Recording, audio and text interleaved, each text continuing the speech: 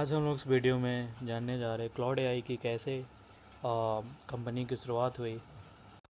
साल 2022 पूरी दुनिया एक नए युग में प्रवेश कर चुकी थी। आर्टिफिशियल इंटेलिजेंस अब केवल वैज्ञानिक की प्रयोगशाला तक सीमित नहीं थी। ChatGPT ने दुनिया को दिखा दिया था मशीनों इंसानों की तरह लिख सकती है, सोच सकती है और सवालों का जवाब दे सकती है।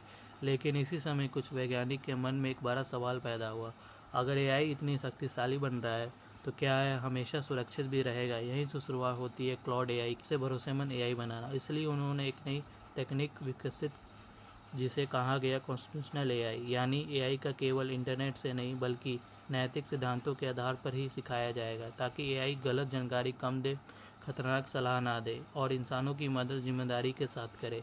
यही तकनीक के बाद में क्लाउड एआई की सबसे बड़ी पहचान बनी।